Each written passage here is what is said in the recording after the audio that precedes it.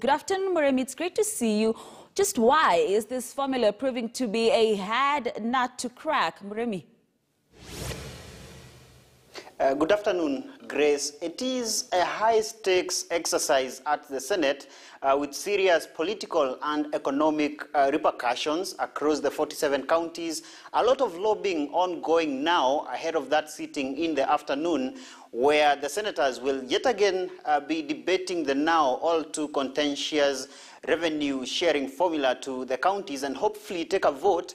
Remember, this is the 7th such sitting. Previously, when they sat 6 times, they could not take a vote. You remember last time when they sat last week, there was a series of amendments as well as motions to adjourn the session for further consultations on this very contentious issue of how much money each county should get. So the first order of business when the Senate reconvenes today will be to debate an amendment to that formula that has been crafted by Nairobi Senator Johnston Sakaja. Remember, the bone of contention has been that some 18 counties are bound to lose approximately 19 billion shillings, and the amendment from Senator Sakaja is that the revenue share to the counties be determined on the basis of the current formula, that one which was used in the last financial year, to ensure that no county loses funds, so that the 316.5 billion shillings becomes the baseline upon which further alterations can be done in the future within the 5 years lifeline for this formula on the basis of the needs of the individual counties, as well as new parameters that have emerged as population that, of course, complicated by the national census results from the 2019 census. And therefore, it is a debate that is definitely going to be heated. Remember, most senators appear to fall into the bandwagon behind the recommendations from Senator Sakaja, the bulk of them having, of course, been the 25 that voted to shoot down an amendment that had sought to have the current formula passed as is, but of course its implementation suspended for 2 years, a suggestion that had come from Majority Whip in the Senate, Irongo Kangata. And these are numbers that Senator Sakaja and his colleagues as Makueni's Mutula Kilonzo Jr. will be hoping to, of course, use in terms of pushing through the amendment as the end to the deadlock. And the hope, of course, is that that debate can happen today and the senators take a vote on whether or not to implement the formula as is or with amendments such as the one crafted by Senator Sakaja. Grace. Muremi, before I let you go, and again as a political reporter, are we likely to see them convening again for an 8th time? As in, is it possible that this stalemate won't end today? What do you think, Muremi? Well, that's a likelihood, Grace, but remember, it majorly depends on how they undertake the afternoon session. Part of the reason why they could not conclude this debate last week was that the debate on the amendment from Senator Kangata, as well as the motion for adjournment that was introduced by Minority Leader in the Senate, James Orengo, took quite a huge chunk of time, and given the, the time that each of the contributing senators was given on the floor, given the immense importance of this debate, so that stretched late into the night. Remember, also due to COVID-19, the traditional voting patterns have had to change because some members are following the debate from the gallery, as well as the space within the chambers, of course, being limited to the few that can sit in compliance with the COVID-19 regulations. And therefore, if that were to happen today, remember there's already that amendment from Senator Sakaja. If new amendments come in and eat into the time of the Senate when it convenes this afternoon, then we might have a repeat of last week. But hopefully, if they can take the vote today, then we can get an end to this deadlock or revert to further deadlock, depending on if the senators will be shooting down this formula. Grace. Indeed, Marimi, and again, before I let you go, in the event there's an 8th time, 9th, or even 10th time, what does the law say? Because I'm aware that all this is affecting counties at large. So what does the law say if the senators do not agree anytime soon?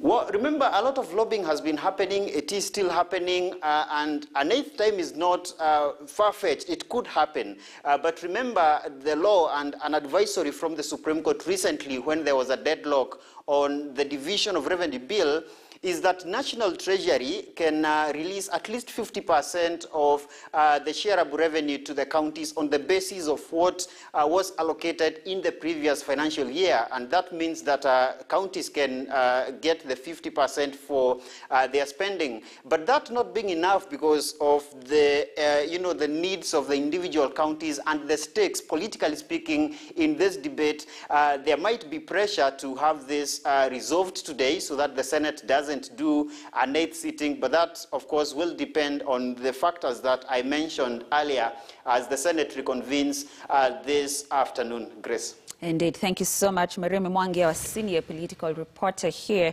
at KTN News. Now, still on that, the controversial county revenue allocation debate is set to continue this afternoon as Senate convenes. KTN News reporter Emmanuel Toh is in the city centre speaking to several Kenyans on their expectations today. Good afternoon, Toh. Great to see you. What do Kenyans expect today?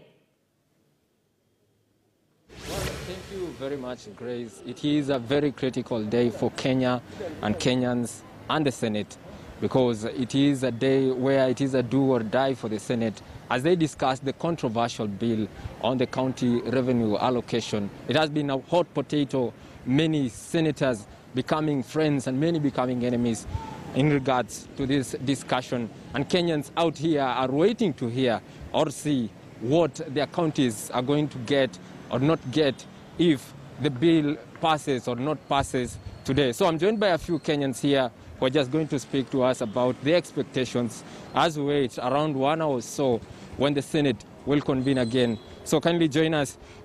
Your name is, you told me your name. Kindly repeat your name again and just tell us your expectations. Josephine. According to me, I think it's good for the government and the Senate to understand that the fact that a county has few people, that is enough. They're supposed to be given little money, not really little, but money enough for them, because if you give county with few people a lot of money, they're going to waste it.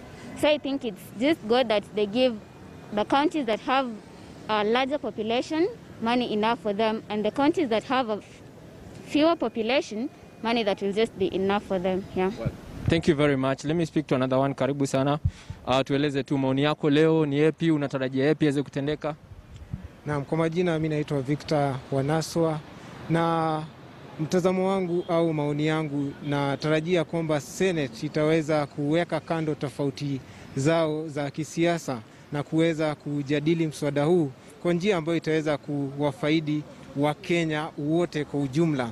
Kwa kuwa tukiangalia kaunti kama ya Nairobi, ni kaunti ambayo iko na idadi kubwa ya watu, na kumbuka hawa ni watu ambao wanachangia zaidi katika mgao au katika fedha za kitaifa. Hivyo basi kaunti hii inafaa kupokea mgao mkubwa ikilinganishwa na kaunti zingine ndogo kama zile za Marsabit, Mandera na pia Garissa. Well, thank you very much. There you have it. Kenyans are saying that the revenue allocation should focus on the number of people who are in a county. For example, Nairobi has a high number of residents concerned as opposed to other counties in the north and eastern of Kenya. So those are the concerns. We hope the Senate will have a clear mind on this issue, and we hope that this will be the 7th and the last sitting today. So that is it at this point. Back to you in studio. Indeed, Toh, we can only wait and see. Thank you so much, Emmanuel Toh, for that. And still on that again, Kwale Governors Salim Vuria and Kilifi North MP Owen Baya are currently addressing the media of a revenue allocation impasse as they urge senators from the region to stand firm. Let's cross over and listen in. Wananchi tuzidi kuendelea kufuata kanuni zile ambazo zimewekwa na serikali. kwa sababu hivi tunavyozungumza, jana tulipata kisa kimoja, juzi tulipata visa vitatu, even though ni visa ambazo ziko asymptomatic, lakini inatuonyesha ishara kwamba virusi viko ndani yetu katika jamii. Kwa hivyo tunawahimiza kila mwananchi ile kanuni zote tuweze kuzifuata, kwa sababu hivi sasa total tumekuwa na visa zaidi ya 150 katika county, ijapo vingi ni zile za boda, lakini bado kuna zaidi ya 30 ambazo ziko katika jamii. Kwa hivyo tunawahimiza tu wananchi waendelee kujikinga ili waepuke maambukizi. Na pia kuna visa kama 9 ambayo tumeweka under home based care, na tunashukuru hivi sasa wale wote wameweza kufanikiwa kutoka katika hiyo home based care program. Kwa hivyo pia tunawahimiza tu kila mwananchi ajilinde. Kama kwa family yako